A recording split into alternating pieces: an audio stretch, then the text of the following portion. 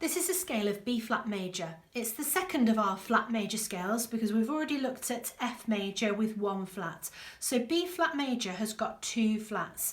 It's worth noticing that out of all the naturals, the white keys on a piano, F is the only one that has flats in it. Most of these keys have either no sharps or flats like C major, or they have sharps like most of the rest.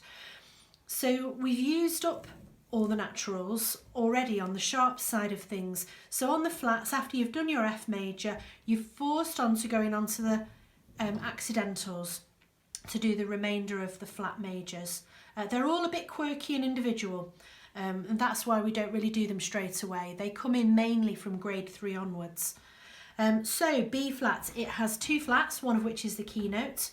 And as soon as you've pressed the keynote, you're going to put your thumb down straight away on the first available natural. And then again, as soon as you press the next flat of E flat, thumb on the next available natural.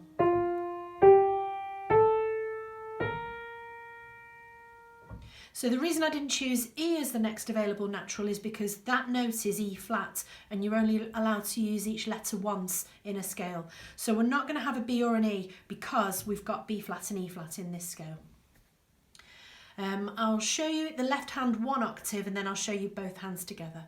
So for the left hand, the thing to remember is, I think with every flat major scale, the first thing you do when you run out of fingers is put 4 over. That's on the ascending direction.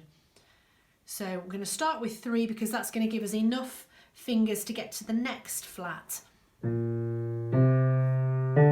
So 4 over straight away.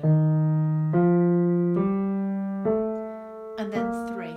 Once you're into a scale, you always alternate 4s and 3s once you're going. Right, I've got a tip for how to do this hands together. And it is, once you set going, whatever finger the leading hand has, so in this case 3, your other hand, which is just about to put something over, needs to not match. So if this one's got 3, this one has to have 4, the trailing hand. And as soon as you've done that, start over with a new thumb in the leading hand. Once again, we've reached a flat. This time this hand has got 4, so don't match it. Put 3 on the trailing hand. So we've always got 1 4 and 1 3. Start over with your thumb again in the leading hand.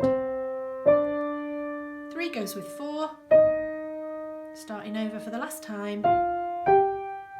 And 4 goes with 3. As soon as you're going the other way, descending, your left hand now becomes the leading hand and the rule's reversed. So we can see we've got a 4 here in the left, so we're going to put 3 over on the right. 3 in the left means 4 in the right, and every time we've pressed a flat, the leading hand has to put a thumb down next. I see a lot of people putting another 4 down there and then the whole pattern goes a bit off. So make sure as soon as you've pressed a flat, your leading hand starts over. 4 goes with 3, and then 3 more notes to play out. Technically it would be a 4. I mean, I don't think many people actually start or end with a 4. You can more or less choose whatever finger you feel like at the end. So that's the scale of B flat major.